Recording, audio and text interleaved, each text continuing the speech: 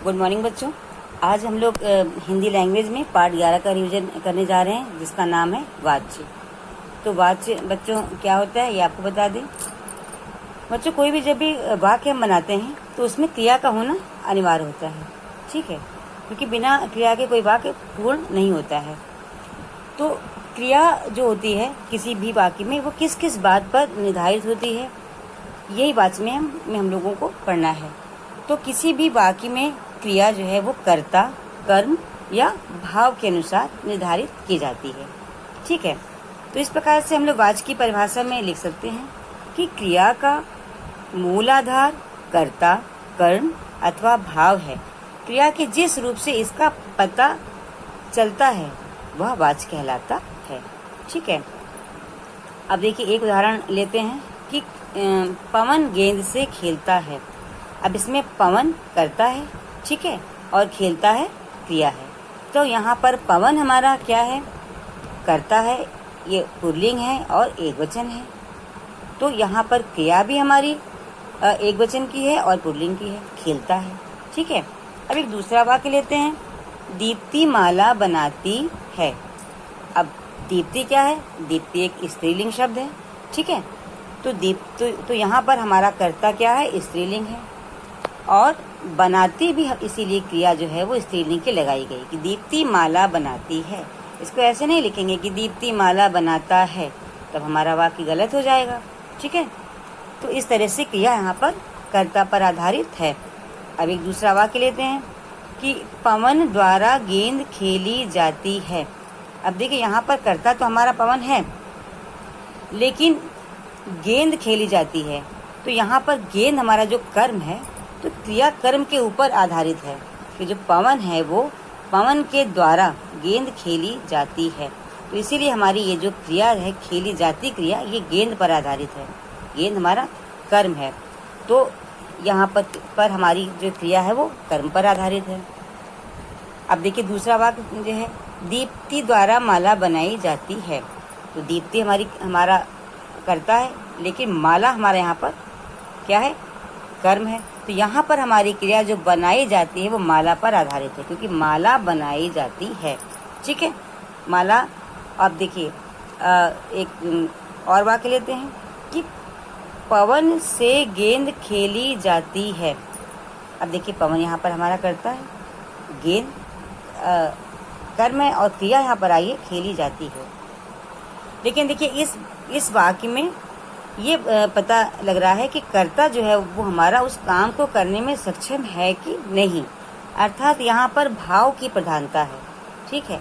तो जब भाव की प्रधानता होती है कि मतलब कर्ता उस काम को कर सकता है कि नहीं कर सकता है, तो वहाँ पर भाव प्रधान होता है। तब वहाँ पर जो हमारी क्रिया होती है वो भाव के अनुसार लगाई जाती है। अब जैसे पवन गेंद को खेल सकने में सक्षम है, तो क्रिया हमारी बन गई पवन से गेंद खेली जाती है, ठीक है। अब दीप्ति चूंकि माला बनाने में सक्षम है, तो दीप्ति से माला बनाई जाती है। तो इस तरह से हमारी यहाँ पर क्रिया किस पर आधारित है, भाव पर। अब वाच्य के कितने भेद होते हैं बच्चों, तो अभी जैसे कि आपने इसमें पढ़ा कि कर्ता, कर्म और भाव पर आधारित होती है हमारी क्रिया। तो वाच्य के इसी प्रकार से 3 भेद होते हैं, कृतवाच्य, कर्मवाच्य और भाववाच्य। अब देखिए, अब कृतवाच्य क्या होता है, कृत का मतलब होता है कर्ता, करने वाला, ठीक है। तो वाक्य में जब कर्ता प्रधान होता है तो क्रिया उसी के अनुसार निर्धारित की जाती है, और तब यहाँ पर होता है हमारा कृतवाच्य। जहाँ पर कर्ता प्रधान होता है वहाँ पर कृतवाच्य होता है। साधारण से वाक्य जैसे कि दीप्ति पढ़ रही है। अब देखिए दीप्ति पढ़ रही है, तो यहाँ पर दीप्ति प्रधान है, ठीक। अब देखिए इसमें कुछ बातें हैं जो आपको ध्यान रखनी है कि कृतवाच्य में कर्ता प्रधान होता है, और इसमें क्रिया का लिंग वचन वही होता है जो कर्ता का है। मतलब कि क्रिया कर्ता पर निर्भर करती, जैसा कि अभी आपको बताया था कि जैसा अगर एक वचन है तो क्रिया हमारी एक वचन की होगी, ठीक है, और अगर हमारा कर्ता बहुवचन में तो क्रिया बहुवचन की होगी, स्त्रीलिंग है तो स्त्रीलिंग होगी, और पुल्लिंग है तो पुल्लिंग। और कारक और इसमें जो हमारे कृतवाच्य होते हैं, इसमें कर्ता के साथ कारक चिन्हों का प्रयोग नहीं होता है, ठीक है, क्योंकि यहाँ पर कर्ता प्रधान होता है। और क्रियाएं अकर्मक और सकर्मक किसी भी प्रकार की हो सकती हैं। अब हमारा है कर्मवाच्य। कर्मवाच्य क्या होता है बच्चों कि वाक्य में जब कर्म प्रधान हो और क्रिया उसी के अनुसार से निर्धारित हो तब वहाँ पर कर्मवाच्य होता है। ठीक है, अब जैसे एक उदाहरण लेते हैं कि बुजुर्गों के द्वारा वृक्ष लगाए गए। किसके द्वारा? बुजुर्गों के द्वारा क्या लगाए गए? वृक्ष। तो यहाँ पर हमारा वृक्ष कर्म है जो कि उसी के अनुसार हमारी क्रिया है कि लगाए गए। ठीक है, तो ये आपका कर्मवाच्य हो गया। अब एक उदाहरण और लेते हैं कि पंजाबियों द्वारा मीठा पानी पिलाया गया। क्या पिलाया गया? मीठा पानी। किसके द्वारा? पंजाबियों द्वारा। तो पंजाबियों यहाँ पर हमारा कर्ता है, लेकिन मीठा पानी यहाँ पर कर्म है। तो यहाँ पर हमारी जो क्रिया है पिलाया गया, ये कर्म पर आधारित है, इसीलिए यहाँ पर कर्मवाच्य है। अब कर्मवाच्य में आप वाक्य पर किन किन बातों पर आपको ध्यान देना है? तो देखिए, इस प्रकार में जो क्रियाएं होती हैं वो हैं, उसमें जो कर्म महत्वपूर्ण होता है। ठीक है, और वाक्य में कर्म अवश्य होगा, कर्म इसमें आवश्यक होगा। और वाक्य में कर्ता प्रत्यक्ष रूप से आवश्यक नहीं होता है, परंतु प्रत्येक वाक्य में क्रिया का कर्ता तो होता ही है। मतलब इसमें कर्ता प्रत्यक्ष नहीं आवश्यक होता, लेकिन कर्ता होता है, और कर्ता अप्रत्यक्ष भी इसमें हो सकता है। जैसे कि हम वाक्य को ऐसे भी लिख सकते हैं, कूड़ा कचरा हटाया गया। ठीक है, तो कूड़ा कचरा हटाने वाला कोई तो होगा, तो इसमें कर्ता हमारा अप्रत्यक्ष है। वृक्ष लगाए गए।